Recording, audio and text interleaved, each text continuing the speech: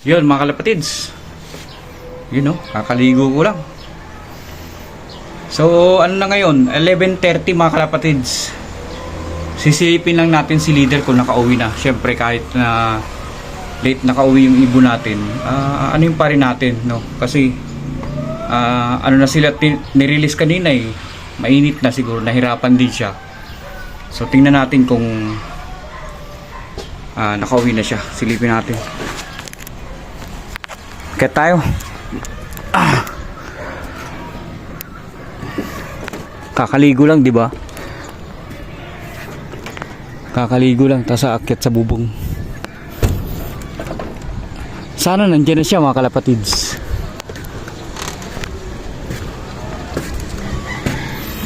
Nako. Wala pa rin mga kalapatids, nahirapan yun.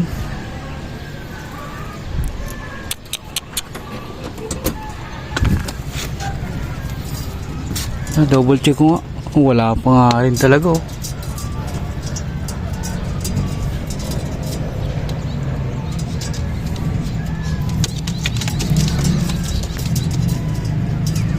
Yan si Lucy, si Frankie, si Pearl Eye. Wala pa si ano. Ayun, minute na. Wala pa si leader mga kalapatids. Sana makauwi siya, kawawa naman. Ay, ano ko pala itong tubig. Papasok ko pala ito mga kalapatids.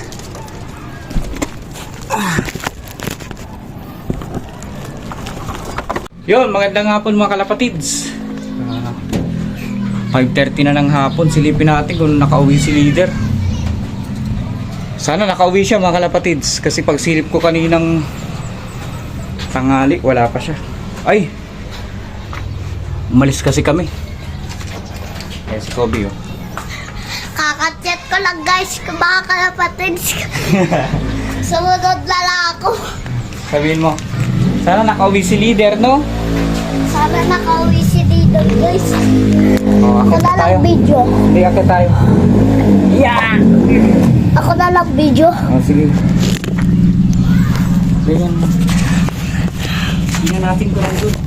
Nga. Nga. Nga. Nga. Sigara na ako. Tapos boom. Dito na ako mga kalapatids. Mga kalapatids. Yun.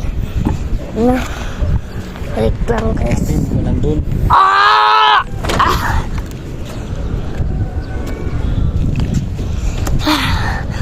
Dito lang ako. Sana nakawit, Lord. Sino nga kung may white? Uy, nandito! Ayan, ayan! Yay! Nandito si leader mga kalapatids. Magandang hapon mga kalapatids. May good news tayo. Kanina hindi nakauwi si leader. Kaninang umaga sa training natin. Tapos sinilip ko ng hapon mga mga tanghali alas 11. Wala pa rin siya. Tapos ngayon 5:30 na. Ayun siya oh, yung puti. Ayun oh, namumuti oh. Ayos. 4 out of 4 pa rin tayo sa 96 kilometers na training ngayong araw. So bukas basketing 105 kilometers naman mga kalapatids. So ayan, hayaan lang muna natin sila magpahinga dito. Ayan oh. Oh. Si Lucy, ayan oh, naglilimlim. Si Frankie, Pearl Eye, tsaka si leader. Check natin katawan ni leader kung bakit. Tingnan natin kung bakit siya. So ito si leader mga kalapatids oh. Pumayat.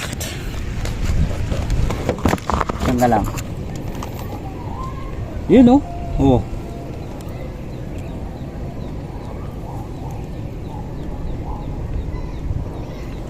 Pumayat mga kalapatids. Yun oh. Siguro pahingahin muna natin to kasi wala pa tong pahinga mula training, dire-diretso natin to kinakarga. Yun oh. Oo. Ano, pahinga ka muna? Siguro pahingayin muna natin to mga kalapatids. Yan mga kalapatids, tambay muna kami dito ngayon. Oh. Sarap ng hangin. Buti naman nakauwi si leader. Nag-aalala na talaga ako kanina mga kalapatids.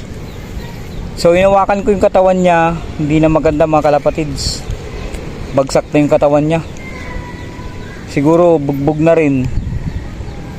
Kaya naisip ko sa 105 kilometers mga kalapatids sa sunod na training, wag muna siyang ikarga kasi wala siyang absent sa training mula day 1. Kaya wag muna natin siya ikarga. Pagpahingayin muna natin, kawawa naman.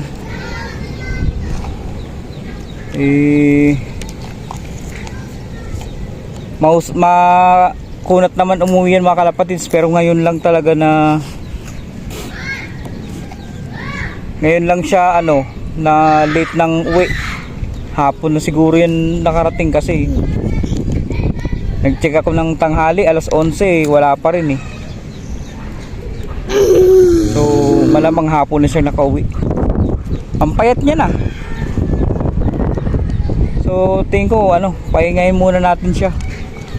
Okay lang naman mga kalapatids, mawalan tayo ng ibon ng kalapati. Pero yung mawawalan tayo sa kapabayaan natin, parang hindi sa akin yun, hindi accepted mga kalapatids. So mawala na lang sila na di sinasadya or mawala man sila, at least malusog sila, hindi katulad niyan na payat. Bagsak talaga yung katawan ni leader, siguro kakalipad mga kalapatids. Kaya wag na natin siya ikarga sa bukas, wag na natin muna ikarga, ipagpahinga muna natin, kawawa naman. Sige na mga kalapatids, gabi na. Pero dito muna kami ng anak ko. Sarap ng hangin dito eh. Presko. Habang nagpapahinga yung mga ibon natin doon. Yan. Magandang gabi mga kalapatids.